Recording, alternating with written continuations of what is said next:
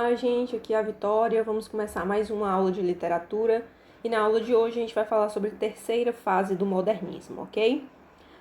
Também conhecida como geração de 45, justamente porque se inicia em 1945 e vai até os dias atuais. Também é conhecido como literatura contemporânea, ok? Então, como sempre, vamos falar, primeiro do nosso contexto histórico. Bom, pessoal, a partir do ano de 45, muita coisa vai acontecer, né? Você vai ter o fim da Segunda Guerra Mundial, as bombas atômicas, a criação da ONU, o início da reconstrução, tanto física quanto mental ali da população da Europa, né? E o início da Guerra Fria. A gente tem que ter em mente que depois do fim da Segunda Guerra Mundial vai acontecer o Tribunal de Nuremberg, que foi uma série de tribunais militares ali organizados pelos grupos dos aliados contra 24 membros da liderança política, militar e econômica da Alemanha nazista, certo? Além disso, teve também a Revolução Cubana, que foi aquele movimento guerrilheiro armado, liderados ali por Fidel Castro e Che Guevara, que culminou na destituição do ditador Fulgêncio Batista no dia 1º de janeiro de 1959. Já no Brasil, nós vamos ter o fim da ditadura Vargas e a legalização dos partidos políticos, né? Temos que ter em mente que, com a participação do Brasil ali na Segunda Guerra Mundial, criou-se uma situação meio que contraditória, né? Enquanto que o Brasil estava apoiando os aliados, ou seja, apoiava as forças liberais contra as ditaduras fascistas do Hitler e do Mussolini, aqui no Brasil a gente vivia uma ditadura, que era a ditadura do Estado Novo. E muitos membros do governo aqui do Brasil, naquela época, eram simpatizantes de ideias nazifascistas, como, por exemplo, o ministro da Justiça da época, chamado Francisco Campos. Então, à medida em que os aliados iam ganhando do eixo, o cenário político mundial foi ficando favorável às ideias liberais. E o Vargas até tentou se adaptar, instaurou ali medidas redemocratizantes, mas não colou muito. E ele acabou não conseguindo evitar aí que as classes dominantes e o exército se voltassem contra o governo dele, e em 1945 você tem a derrubada do Vargas do poder. Já durante o governo de Juscelino Kubitschek, na década de 50, o Brasil vai passar por um período de desenvolvimento industrial e crescimento urbano. Só que a gente tem que ter em mente que essa urbanização desenfreada vai trazer consigo alguns problemas, como, por exemplo, o processo de favelização e migração de muitos nordestinos para a região sul e sudeste em busca de melhores oportunidades de vida.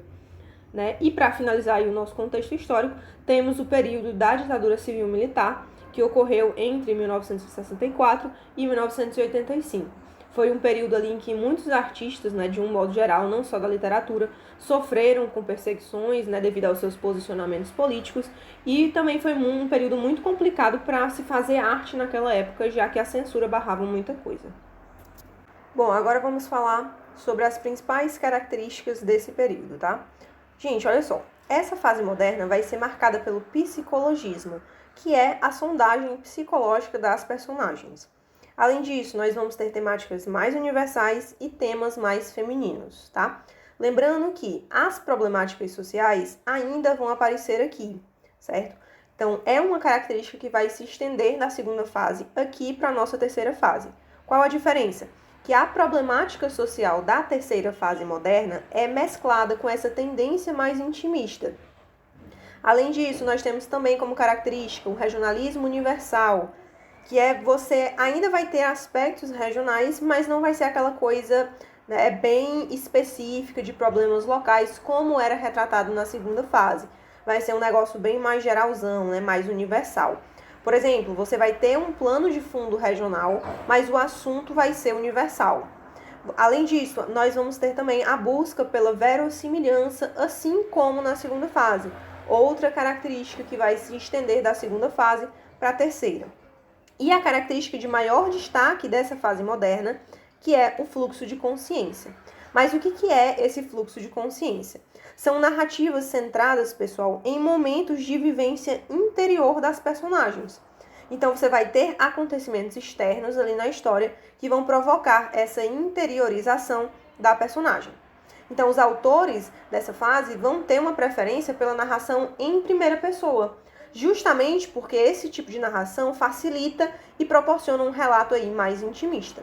Como se o narrador, né, fosse uma pessoa que estivesse fazendo uma espécie de confissão para o leitor, falando ali sobre os seus pensamentos e sua forma de ver o mundo.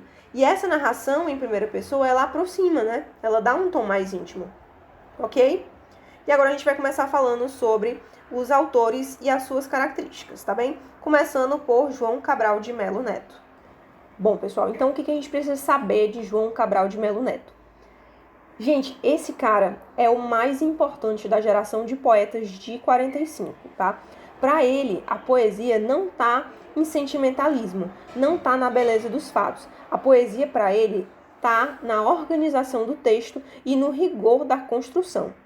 Isso pode lembrar a gente, né, um pouco ali das características do parnasianismo, né, pessoal? Essa questão de rigor da forma, né, de valorização da estrutura do poema, do labor do ato de fazer poema, e não de inspiração. Então, assim, ele vai fazer essa ruptura aí com a poesia de inspiração, né? O João Cabral de Melo Neto vai dizer que o poeta não precisa estar inspirado para escrever, né? Basta ele ter essa organização de texto e um rigor específico para construir o poema. Então, lembrando aí características do parnasianismo. Prestem atenção, não estou dizendo que ele é parnasiano, eu estou dizendo que ele traz características semelhantes ao parnasianismo, ok? Além disso, né, ele vai ter essa busca pela simetria, uma objetividade na escrita. A poesia dele vai ter uma ênfase psicológica com denúncia social. E eu trouxe um poema aqui dele, né, o mais conhecido desse ciclo aí de denúncias sociais, que é Morte e Vida Severina, que a gente vai fazer uma análisezinha, né? E esse poema, né, pessoal, vai fazer uma denúncia ali da miséria que assola muitos nordestinos ali da época. Vamos dar uma olhadinha aqui nele. Pra gente se situar aqui no poema, olha só. O Severino, ele é um trabalhador do sertão pernambucano e para tentar fugir da seca e da miséria, ele vai partir ali em direção à capital pernambucana, que é Recife. Daí ele vai seguir o trajeto ali do rio Capibaribe, né? E no caminho ele só vai encontrando desgraça por cima de desgraça. Então ele vai encontrar fome, miséria, morte, tanto de animais quanto de outros severinos assim como ele. E esse trecho do poema que eu trouxe, ele está se apresentando, né? Então vamos dar uma lida. Diz o seguinte: o meu nome é Severino, como não tenho outro de pia, ou seja, de batismo. Como há muitos Severinos, que é santo de Romaria, deram então de me chamar Severino de Maria. Como há muitos Severinos com mães chamadas Maria, fiquei sendo da Maria do finado Zacarias. Mas isso ainda diz pouco. Há muitos na freguesia por causa de um coronel que se chamou Zacarias e que foi o mais antigo senhor desta sesmaria. Como então dizer quem fala ora a vossas senhorias? Vejamos, é o Severino da Maria do Zacarias, lá da Serra da Costela, limites da Paraíba. Mas isso ainda diz pouco. Se ao menos mais 5 havia com o nome de Severino, filhos de tantas Marias, mulheres de outros tantos já afinados Zacarias, vivendo na mesma serra magra e ossuda em que eu vivia.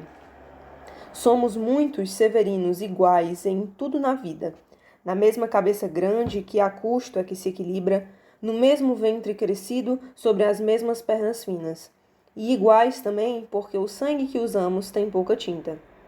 E se somos severinos iguais em tudo na vida, morremos de morte igual, mesma morte severina, que é a morte que se morre de velhice antes dos 30, de emboscada antes dos 20 e de fome um pouco por dia. De fraqueza e de doença é que a morte severina ataca em qualquer idade e até gente não nascida. Somos muitos severinos, iguais em tudo e na sina.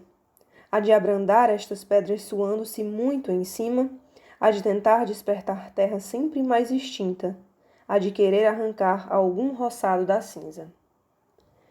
Então, pessoal, eu queria comentar só mais uma coisinha antes da gente passar para outro autor, tá? Queria que vocês reparassem no título dessa obra, né? Morte e Vida Severina. Por que não Vida e Morte Severina?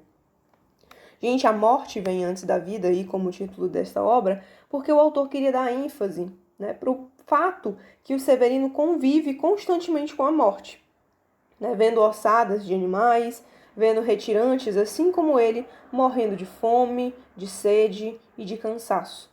Ele queria mostrar que, assim como diz no poema, ser retirante, caminhar pelo sertão fugindo da seca, é morrer um pouco por dia.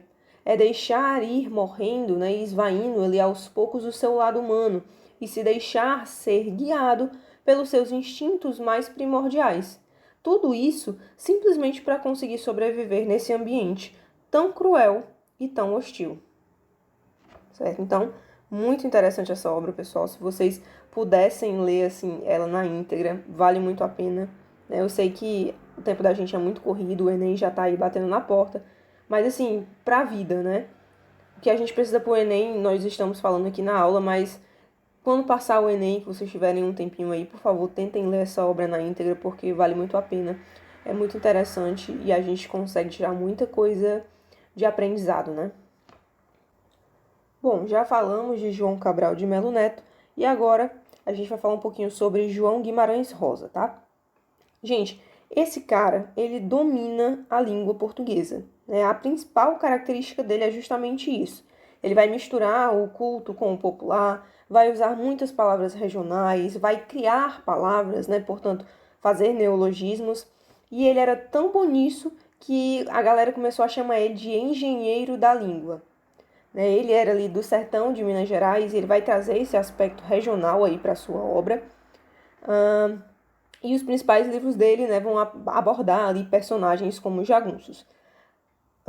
Suas obras vão ter temáticas existenciais, algumas outras vão abordar essa dualidade entre o bem e o mal, trazendo consigo um certo quê ali de misticismo e de religiosidade, certo? Então, a principal característica desse cara vai ser os neologismos que ele vai criar ali nas suas obras.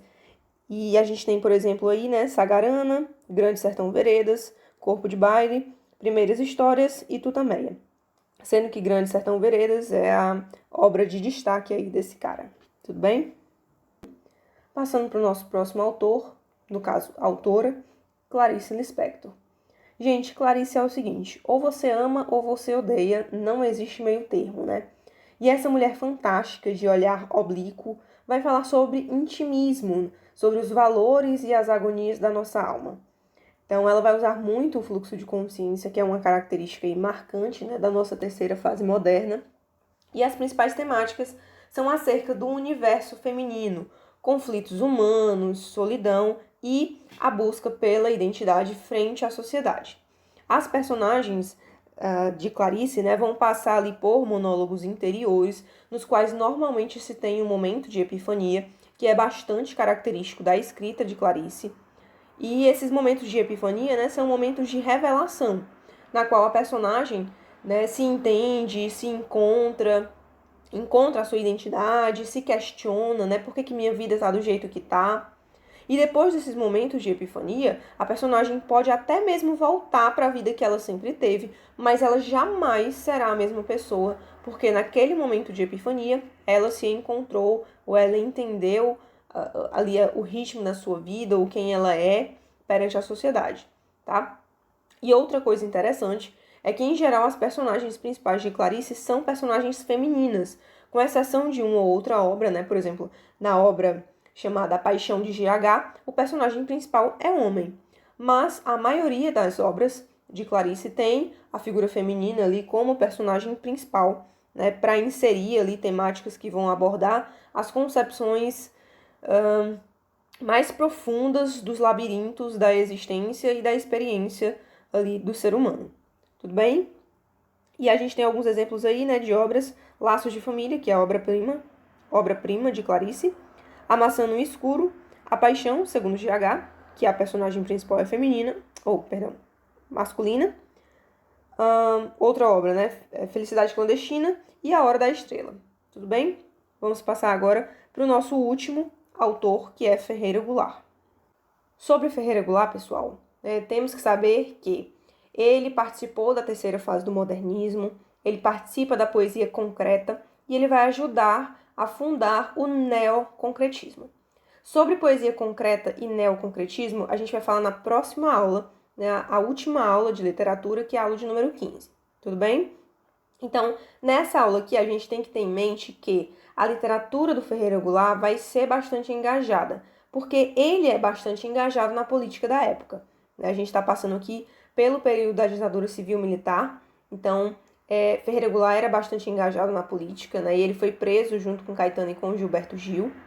E ele vai fazer algumas poesias panfletárias, tá? A partir dos anos 60, o discurso, que era bastante politizado do Ferreira Goulart e de influência marxista, vai ganhar força e dar um aspecto mais engajado para a obra poética desse cara, tudo bem?